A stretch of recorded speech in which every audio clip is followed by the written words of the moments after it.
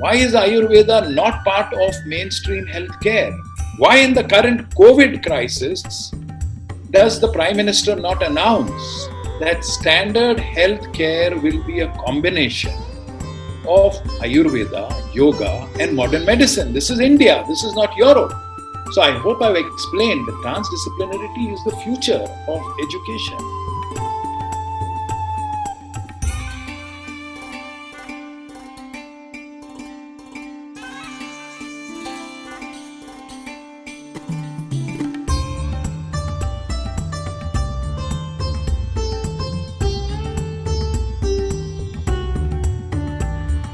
Thank you very much for amazing response to part 1 of Vishwas in Conversation with Padma Shri Darshan Shankar, Vice Chancellor of the Trans Disciplinary University. In part 2, I shall be discussing with Darshan about ways to overcome negativity, his thoughts about modernity and the knowledge of the whole. He would help me in understanding the term transdisciplinary, the future plans for the Transdisciplinary University, his thoughts about significance of recognition and the learnings of his lifescape. And definitely we would have a peek into Darshan Shankar family. So, welcome to part 2 of Vishwas in Conversation with Padma Shri Darshan Shankar, Vice Chancellor of the Trans Disciplinary University. Our conversation began with me sharing with Darshan the feedback from the Danish Ministry of Foreign Affairs about the grant that he has received a couple of years back.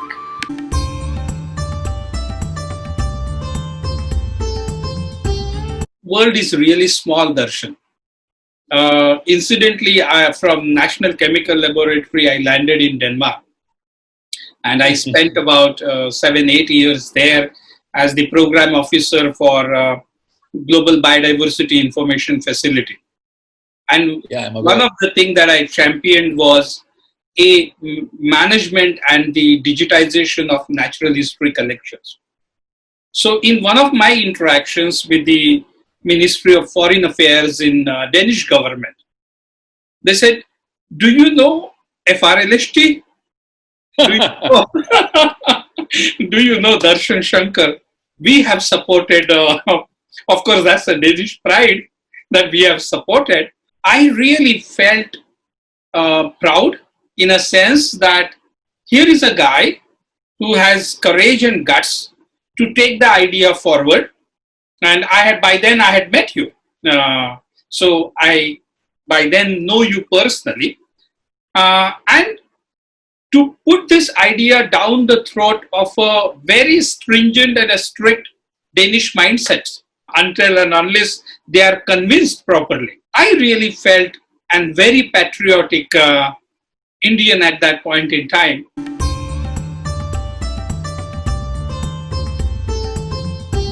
Darshan, there is a commonality between your lifescape and my career so far, that we have chosen unconventional paths, in a sense that people must have booed you, or must have ignored you, or must have criticized you, that what is this stupid idea that you are bringing on the table, because it's not a mainstream idea.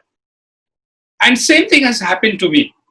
But then look where it is. Whenever local head traditions will be talked about anywhere in the globe, Darshan Shankar would be remembered, or Darshan Shankar would be talked about. But I would like to take this moment and ask you some of those hatredness, some of those ignorance, some of those intolerance in so-called established science and established academicians that many people are suffering from. And how did you overcome that? How did you then brought local head traditions to mainstream? in most of our lives, and they may be in any domain, if you are doing something which is out of the box, you are bound to face everything from doors shutting to derision to insult and all that sort of a thing. I think one just simply has to ignore it, in the sense that, if you feel hurt and say, I'm hurt, therefore I'm retiring. I mean, that's the worst thing that you can possibly do. So you just have to ignore it and carry on, because there are a few people who will still be supportive, even if 9 out of 10 are the opposite. That one person will make the difference.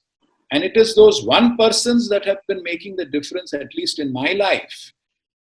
And so I hold the view that one should not get depressed, one should not get diverted by these kinds of things. So I actually have never, got into, I mean, there are ups and downs and so on and so forth, but I have never got into any depression. I have never been influenced by negativity. And this negativity can come from governmental sources, can come from academic sources.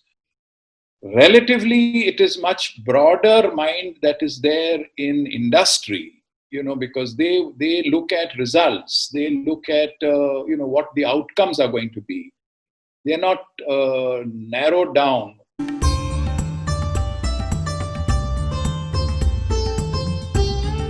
I mean, just for example, today I am of the view that the most misunderstood thing in let's say sociology is this dichotomy between tradition and modernity. We popularly seem to think that they are at two polar ends of the spectrum, that either you are modern or you are traditional. This is complete nonsense. If you look at the history of modernity, if you look at the sociology of modernity, you will actually come to the conclusion that modernity is evolving tradition. The roots of modernity lie in tradition, just as the past, the present, and the future lie on a continuum. There can be no present without a past. There can be no future without a present. They lie on a continuum. You don't suddenly come into a present without any reference to past. There cannot be any modernity without tradition. That doesn't mean that you accept what was happening in tradition. You may reject some of it. You may build on it. You may modify it. But you cannot do without reference to it. This was a colonial history that made you think that if you want to modernize, you have to go to the West and pick up all that they have done. Now, they have done extraordinary things in the West, and no reason why we should not learn from them, whether it is in information technology or whether it is in telecommunication or whether it is in, artificial intelligence or whatever. I mean, the world is one place, but it is suicidal for you to give up contemporary values that lie in your own heritage.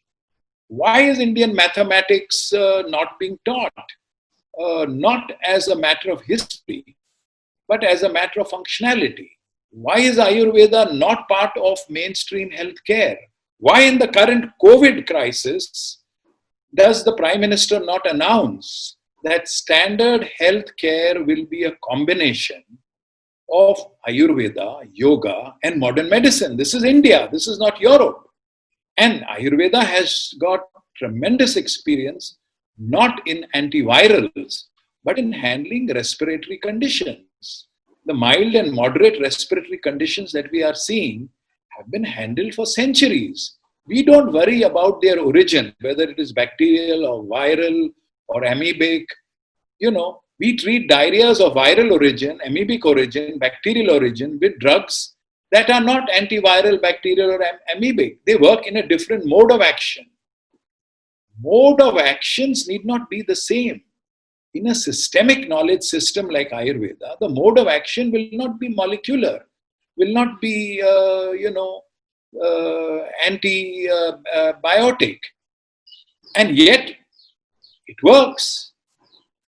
So what we don't have enough training in our education systems on what we call epistemologies of knowledge, and we judge any knowledge system that does it fit into a given frame. Science is a certain way of looking at nature, and it gives you a molecular perspective. It gives you an atomic perspective. We all know in philosophy of science that this is a reduced perspective. It's a partial perspective. You never get an idea of whole from any branch of science. You can extrapolate, but it will always be partial. It is only in fields like quantum physics that they are now moving into not atomic, but into fields. And fields don't have the same characteristics as molecules. There are patterns there. It's a very different kind of outlook that is needed. I think that, Indians should be really looking, and knowledge institution should be really looking at their own knowledge systems, not from the lens of how much they fit into the framework of science. There can be dialogue, and there is dialogue. There is need of dialogue with science. But just because something is not scientific in the specific sense of science, that it is not molecular or atomic in its perspective, doesn't mean that it is not useful or that it is not knowledge.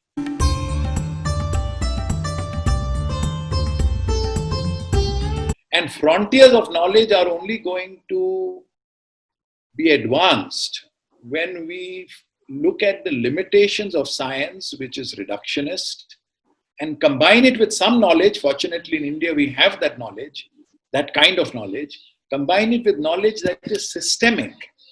It is knowledge of the whole and the knowledge of the part. And the two join hands, you will have a much better understanding of change. Mm-hmm.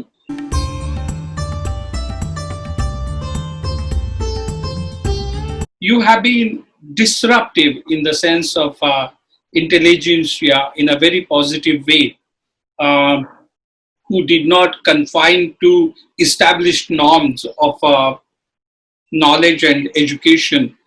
You moved on from established norms to interdisciplinary, and from interdisciplinary to transdisciplinary. And I think it is a proper moment at this stage to demystify the concept of transdisciplinary, because many would say, hey, look, this was just a fancy name that Darshan came up with. And I think therefore it is essential that you take few moments and talk about the concept of transdisciplinary and then the transdisciplinary university itself and how it has been coming up. Thank you, Vishwas. This is a very important question. See, we are familiar with interdisciplinary. So biophysics is an interdisciplinary field. The reason we combine biology and physics is that we understand biological change better when we combine it with physics and mathematics. Otherwise, we cannot understand the changes that are taking place at the cellular level without combining it with physics and mathematics. And so this interdisciplinary field of biophysics has broadened the perspective of biology. This Or bioinformatics. Or bioinformatics. Now, you have things which are multidisciplinary. An example, typical example would be town planning. You cannot plan for a town unless you bring economics, sociology, architecture, a range of disciplines, even informatics and so on and so forth, into play in order to plan for a town or a city. So it's a multidisciplinary field. Of course, there are always tensions at the borders of disciplines, whether it is, how do you synthesize whether it is interdisciplinary or multidisciplinary, there are tensions at the border. Now, why this term transdisciplinary? So, at least in the sense in which we use it in the university, I say that, look, it is not on the fields that we are using, the disciplines that are combining in inter and multi are all flowing from Western cultural intellectual traditions. Whether it is the social sciences, whether it is humanities, whether it is the natural sciences, all these are part of the Western cultural intellectual tradition. And this tradition has a common underlying outlook to nature and society, a reduced outlook, whether it is in social sciences or whether it is in natural sciences. So they are based on logical positivism, what they call in Western philosophy. They are based on Aristotelian logic, which is the logic that informs all these disciplines. So their broad underlying framework across humanities, social sciences, natural sciences is the same. And it derives from the Western cultural intellectual traditions. Now that's a great tradition and it has achieved a lot and so on and so forth. So knowledge from any tradition can be illuminating, and certainly Western cultural intellectual traditions have created a lot of illumination in our modern world. But when you come to Indian cultural intellectual tradition, we don't view nature or society in a similar fashion as the West. For us, nature is a configuration of 5 states of matter: Akash, Vayu, Agni, Jal, Prithvi. These 5 states are cognized by our 5 senses. Nature has made our senses in such a way that the state of Akash has a function of sound, and the ear is the indriya, is the organ that picks up this particular state. So our 5 states of nature are derived from the 5 indriyas, which can pick up each of these 5 states. And it's another way of looking at nature. It is not an atomic way. We don't break up nature into atoms and molecules, into fundamental units. We break them up, you can say, into fields. Akash is a field. It is not a molecule. It is not an element. I mean, sometime in English translation, they say 5 elements, but it cannot be an element. It's a field. These are the 5 states. They are 5 states of nature. They are fields. And we look at every field, every discipline in terms of these 5 states. Architecture also uses the Panchamahabhut Siddhant.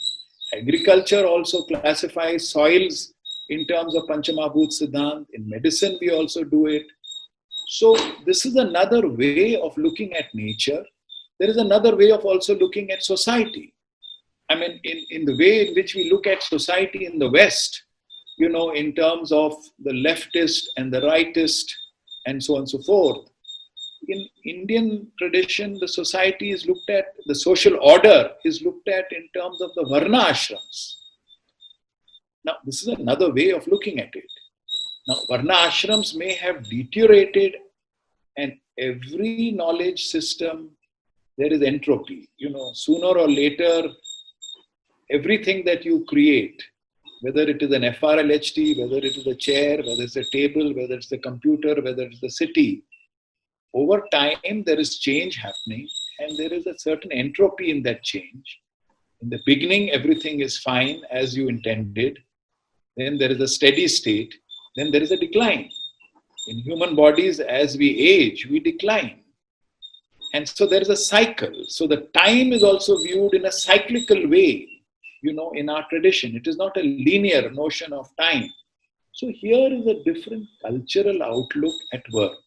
It is not a question of whether it is superior or inferior. It solves problems. It's a different way of looking. The world will become a very intolerant place if it says the only way to understand the world and nature and society is in terms of logical positivism, Aristotelian logic, and the way in which the West has understood. That's one way. And that way of looking solves certain problems. It doesn't solve other kinds of problems. If Indians say the only way of looking at the world is Panchamahabhut Siddhant and so on and so forth, and Varna Ashram Dharma and so on and so forth, again that will become intolerance.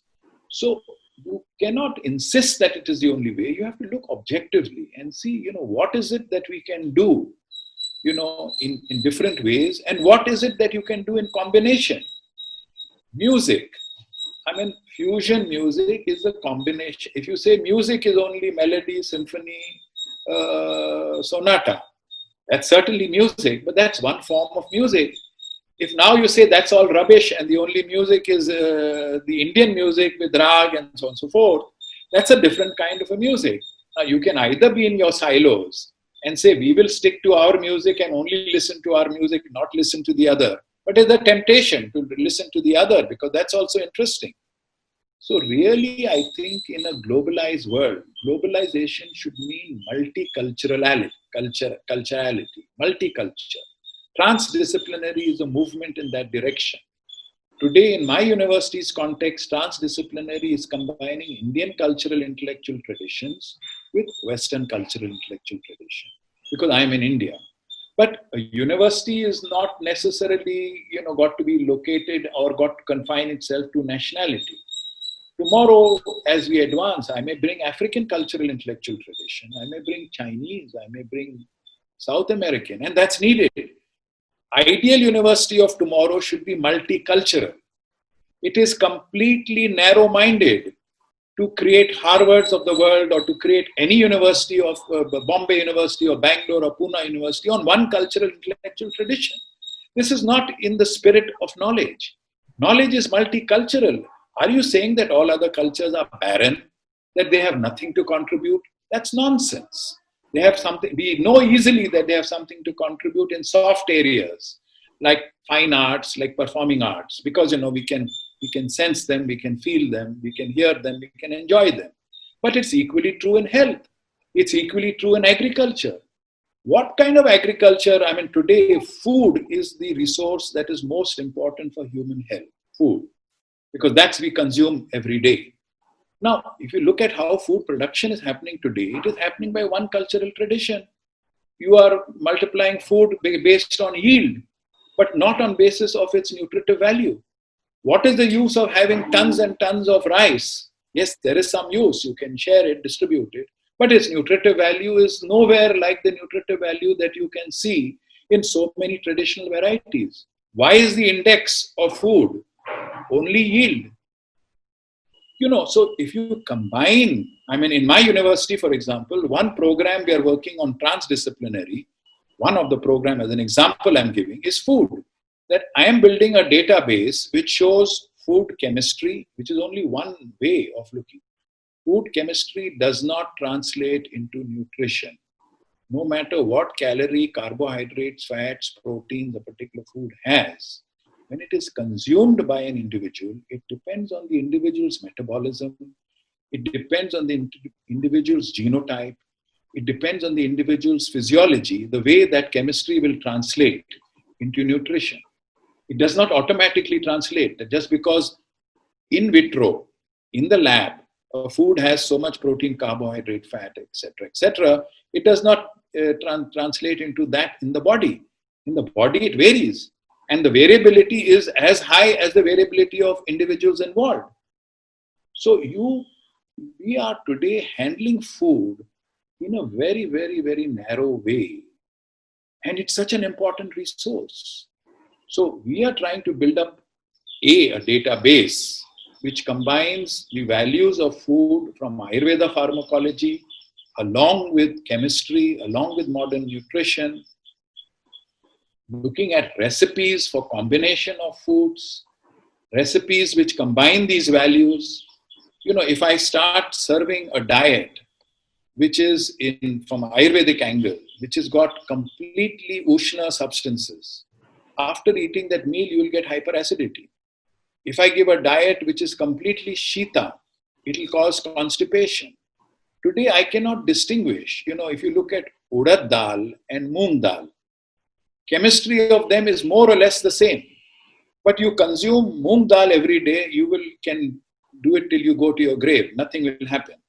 You consume urad dal every day, within a few days you will suffer from hyperacidity, flatulence, indigestion. Because even though the chemistry is similar, when they come into the body, it is Ushna, it is Mahapit Karak. Now, this is a parameter that is not available in chemistry. It is not available in conventional biochemistry. It has to go to Ayurveda pharmacology.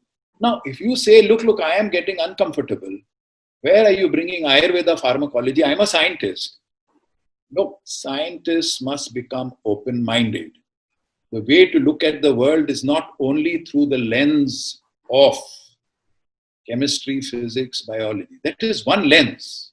But if you think that lens gives you a perfect view of the world, come on, you're not a knowledge seeker. You're not a knowledge holder. It cannot be. There are so many. It's a reductionist. It's a very reduced, partial understanding. It's valuable, but it's partial. So, transdisciplinary university should become the order of the day, not only in India, all over the world, because cultures have so much to contribute. I'm only talking of Indian culture, but what about African? What about South American? Someone may have discovered something, and the domains are so many. You see, the classification of subjects into history, geography, science is a very recent classification. This is not also the only classification of life. We have broken life into social sciences, humanities. Now we are finding that they become silos. And so say IITs are saying, no, we must also teach not only engineering, but little humanities. Why? Because life as a whole is interwoven, interconnected. So I don't think we have got the last word in academics in the way we are organizing knowledge in the universities in Europe and so on and so forth, which we have copied, here a few decades ago. Transdisciplinary is open-mindedness, sir. It is multiculturality. It is based on the assumption that contribution to knowledge has come from many cultures. It is intolerance that is saying that this is only one way of looking at. It is complete intolerance. I mean, there may be rigor in the way you are looking at it in science, but rigor is not, just because you are giving some illumination doesn't mean that this is the only source of illumination. So I hope I've explained that transdisciplinarity is the future of education.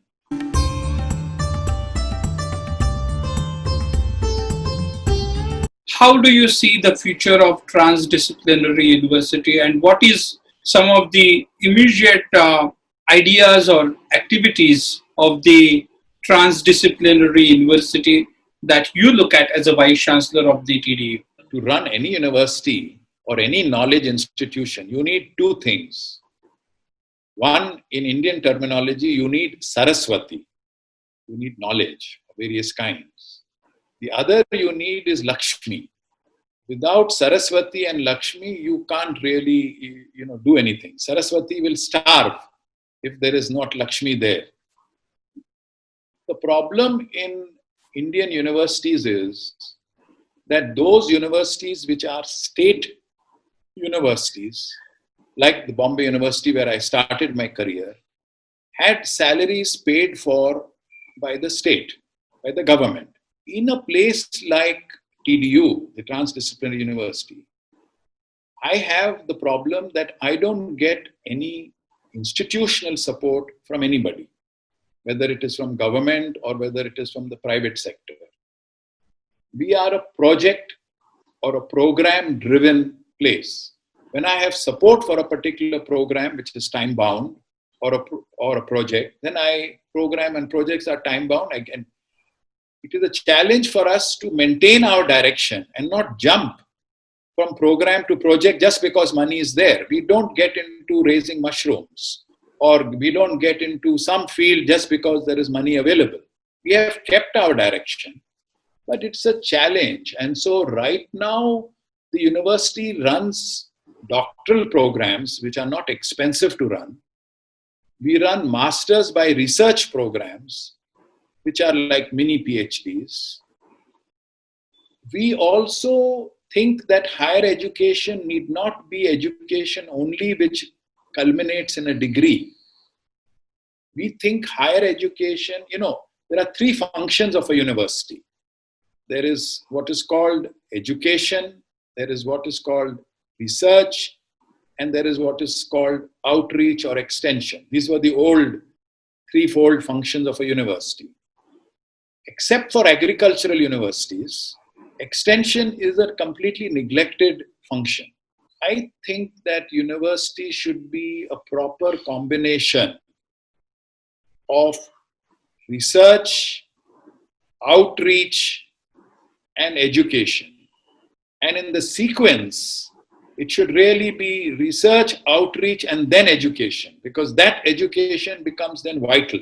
Otherwise, you are repeating what someone else has said. It's best to inform education through outreach experiences and research experiences. And outreach has to be given depth. Today, we have reduced application in conventional universities to something called National Social Service, NSS, or some Shramdan or something like that. Shramdan is fine for dignity of labor, but application has to be really application of engineering, of agriculture, of all the disciplines that you are learning, to solve problems, societal problems. Mm-hmm. That has to be the nature of outreach. So in our university, we give equal emphasis to outreach, research, and education. Education is right now only doctoral and masters. We also don't think that the knowledge holders are all lying within the university. I invite folk healers to teach us how to manage or how to understand a particular health problem in which he is a specialist. So in the university, we are saying don't restrict to only people with formal degrees. Get people who know also as visiting people. Mm-hmm. That's one thing. The other thing is that there is this complete dichotomy from skills.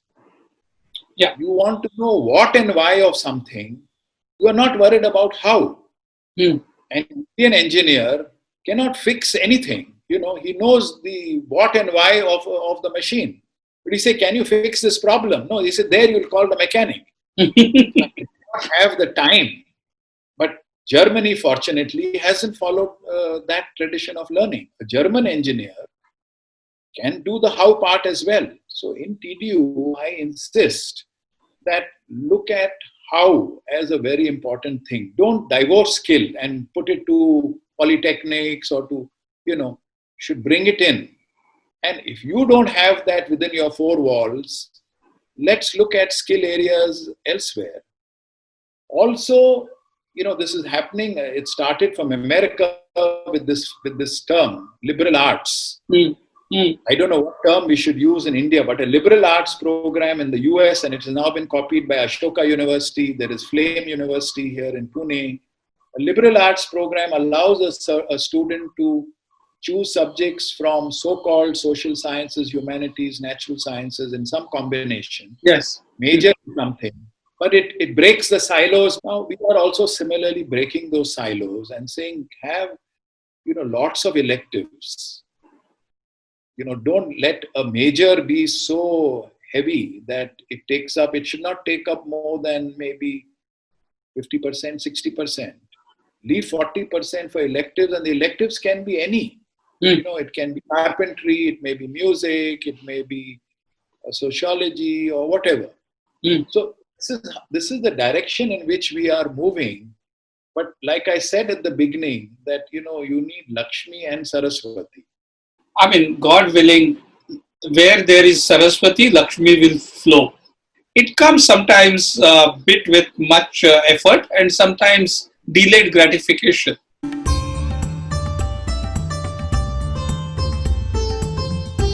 Even though you charted on unconventional paths, did things out of the established social norms, this country has been kind enough and gracious enough to recognize your work. In 2011, you received Padma Shri and several other awards. Talk about the moments whenever the work is recognized by mainstream community and recognized in the form of Padma Shri. This recognition is important, and it has helped us, and I think it can help many other people like me, who are doing innovative work and remain unrecognized. So this is very important. I mean, the Norman Borlaug Award was very useful. They advertised it very well. It made a big difference. So these kinds of awards, we got an award from the Columbia University. I was amongst the 5, along with Prince Charles, who got an award for contemporizing, traditional knowledge in the health domain. So these certainly do help, and I think the country should do more to recognize good people doing innovative work. And there are many who are going unnoticed. So we must recognize, we must help. I was pleased to see that the government of India, under this government, 2 years ago gave Padma Shris to folk healers. It has never happened in post-independent India. Correct. That completely folk healer, nothing else, no other attribute, got Padma Shri. This is good. This is good, and we should do it in so many domains.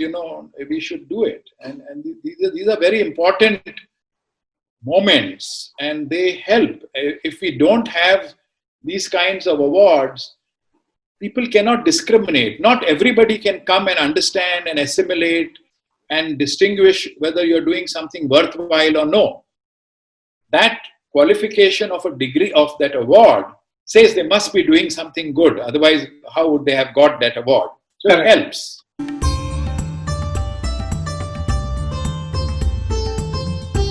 What are some of the key lessons that life has taught you?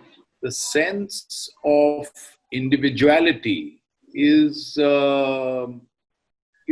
is smaller than the sort of vision or mission.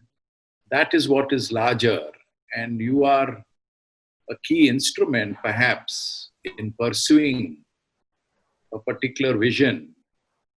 But you are not the whole and soul of the achievement, because, many other factors play a role in actually achieving. Your role may be quite critical and important, but is by no means, the only factor. I mean, anyone on any kind of a journey, a meaningful journey, should realize that there is no path that is, straight and free of smooth sailing. There are always storms that happen. There are always ups and downs, because that's the nature of life. That's the nature of, that is what nature is. You cannot find any path that is straight and smooth. And so, therefore, persistence and patience are very important, because you are bound to get ups, you're bound to get downs. There are bound to be obstacles. There is absolutely no journey which has no obstacles. And if you are not persistent, you can give it up at some point of the thing, saying this is too much. And this you're saying is too much because your expectation was that it will be very, very smooth. It's not the case. There is no journey which is like that. So therefore, persistence is important, and also patience, because things don't work out in the way you may have visualized and imagined at the time when you think. Sacrifices, in some sense, are needed on the journey. Although they may not appear to someone who is passionate about what one is doing as sacrifice, in some sense, in some objective sense, you have to make choices. and give up certain things in order to pursue, what you are pursuing. You also have to make compromises, and not compromises which are about turns or something like that, but tactical compromises. You may have to postpone something. For example, in FRLHT, I was wanting to start a program for revitalization of traditional health sciences. But instead, I had to start with a program on conservation of medicinal plants. Because at that point of time, 1992, 1993, there was not sufficient interest for an agenda like that. And as I started off by saying that you're talking about Darshan Shankar, the individual is much smaller than the mission. The individual cannot grow larger than the mission. And so the moment you develop a thing that I am the person, a sense of ego of a certain kind develops. And that's not very helpful in building teams, in allowing younger people to, others to play a role, and so on and so forth. And so sometimes people start off on the journey, but at some point of time there are ambitions, and everyone has right to ambition. But if that ambition comes in the way of the growth of a particular mission, then that becomes a problem. So all these sorts of issues will come up in a journey. Another important learning is that, in partnerships that we seek, and we need partnerships, you can't do things on your own. A win-win deal is the only deal that sustains. If it is a win-lose deal, then the loser will sooner or later walk out. It may be, if it is not even win-win for you, you will walk out. So the best kind of partnerships are which are win-win. Both sides win, and so one has to be, designing those partnerships in a win-win way. Not only from your point of view, you have to look at it from the other point of view as well. So that's also a very important learning. You must, of course, learn to accept criticism. You may agree with it, you may not agree with it, but you must listen to criticism. You must have reasons if you don't agree, and you must be able to convince the other side about it. But you have to be tolerant to criticism. And similarly, when you are criticizing someone else, the criticism must be soft. It should not be harsh. Because what is the purpose of criticism? The purpose of criticism is to correct something. If you are very harsh, someone will run away, someone will feel so hurt that nothing is really going to be achieved. And you may, in a certain mood, think that, you want to be harsh. But my learning is that what you say or do and how you say and do are equally important. You may think that what you do is important and it doesn't matter how. But if that how is not gentle and soft, it's not easy. It depends on different people's personalities. It's not easy. My friend Kamal Baba, for example, has a remarkable way of very, very soft way in which he negotiates and even criticizes. And that's very important. In leadership positions, you are really, in some sense, standing alone. You don't really lean on others. You have no shoulder to cry upon. And you should not need, you should have the courage or whatever. So you don't have people you can cry upon, shoulders you can lean on. You have to be able to stand. Of course, you have to be very, very open to learning, that I have already mentioned, in some sense that you can learn from anybody. Anybody can teach you. It doesn't have to be a very wise person who teaches you. Even a young person can teach you when I discuss with Sam, he says that, many of his inventions were based on children asking him, but why does this not happen like that? And that sparks off an idea. Throughout your journey, on either spectrum of losing or winning, were there any moments in your life? Yes, there are moments, when it looks like things may crash, but they are short moments, because they are just states of your mind.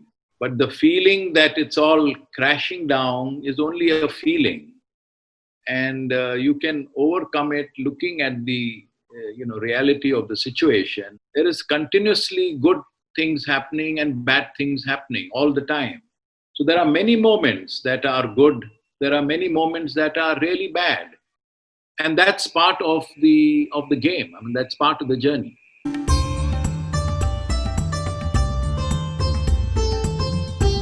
Darshan, how is Darshan Shankar as a family man? So it would be interesting to know the young days of Darshan Shankar, and then he's getting into the wedding knot and raising the kids while trying to achieve the mission. Well, I must say that from my point of view, I have had a very satisfactory married life, family life. From my point of view, my wife may not agree from her point of view, and there would be times when she might, and I think I would also admit, she might complain of neglect, because my obsession has been with the work I'm doing. Family has been very important and supportive, but I have always put my work as my first priority. So there could be some unintended neglect from the other point of view, from my wife's point of view. But from my point of view, I have received just so much support, so much affection. My children have actually been brought up by my wife. I mean, I have played some role, definitely, but I have not been there all the time. And so, fortunately, we have three children. My eldest is a son. My second child is a daughter, and the third is also a son. And the three children. I couldn't have done what I have done but for the support of my wife. I mean, she's always encouraged. She's always borne the difficulties on account of sometimes single-handedly managing, and no demands, that I want this or I want that. So that's a very, very, I'm very fortunate, I would say, extremely fortunate. I mean, if I had to marry again, I think I would marry, the same person with whom I have got married to for a few lives ahead. How did you guys meet? Well, when I was in Karjat, I was nearing 35. So I was never up in the market for a Mathur bride. They said, this man is crazy. So I had no offer from my own community. I had advertised for physicians to join me in Karjat for the work that I was doing, because there was health as a dominant theme. And I wrote in that advertisement, which was in the form of posters that I sent out to colleges, saying, look, if you're looking to earn a great deal of money, don't come. Earning, if you want to serve, you come. And so amongst the people who showed up was this girl from Udupi in Karnataka, Roman Catholic background, and a physician trained in a very good place. I mean, the best colleges we have in India for Ayurveda is in Udupi, actually. Mm. And so she was a graduate of that college. And she came all the way, had never been out of her home all her life, but suddenly made a bold decision to come in response to this And when she came, I questioned her very closely. And I said, look, why have you come? Udupi is a good, flourishing town. You are well qualified from a good place. So what makes you come here out into a place which is so remote, far away from your home? And the reply she gave was very simple. She said, look, there are many doctors, in Udupi. There's no shortage of medical personnel there. And I thought that maybe in this place there may not be, enough people. There may not be enough people, which was the case, that in a place like Karjat, a tribal block, there would be no physician thinking of coming and venturing out there. And she said, I thought I might be of better use here, where there are not, good qualified human resources. And that is the reason for coming. And the answer was simple, very sincere, because he's a very simple person. And really, that is what, led to developing of our relationship over a period of time. So sometimes straight answers work, huh? Okay. So literally my prayer for someone good was answered to the extent where a wonderful person came right to my door. See, it's a delayed gratification. That in our family, we are not religious in the conventional sense of religion, but it's spiritual oriented. Religion is only a ladder, to discover yourself or to try to discover yourself. And, once you are on that path, then the ladder is no longer needed. Mm-hmm. And so we are not religious oriented, but we are a spiritual oriented family. In our family, I learned this from my father. We give a lot of independence.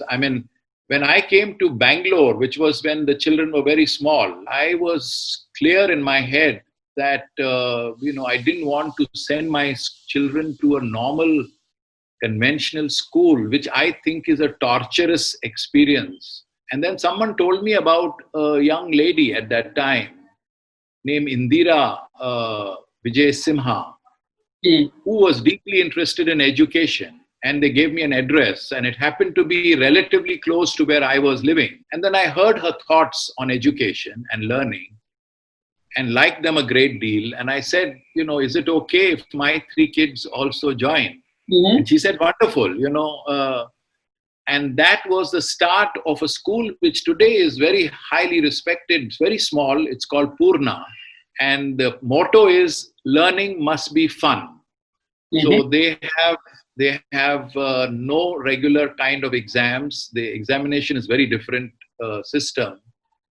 No homework. They say 6 hours in school. Why is there? What are we doing in school if there is homework after that? And so it was a very, very good learning experience for all my 3 children. My eldest son is a physician. My daughter is a potter. And my youngest son, I was wanting him to get interested in Indian knowledge systems, because I have a great deal of respect for them. And he said, forget it, Dad, I'm not interested today in this, let me do my thing. Right. So he's right now, completing his PhD, and he was fortunate enough to go to Boston and in University UMass, and that's in genetics and computational biology. When you are sitting in front of seasoned storyteller as Darshan is, then your conversation have no limits. So we continued conversing further, understanding Darshan's view about science and spirituality, significance of Indian knowledge system, the secrets of his simple living and his varieties of kurtas, and his advice to the youth of India. But that's in the next part of Vishwas in Conversation with Padma Shri Darshan Shankar, Vice Chancellor of the Trans Disciplinary University.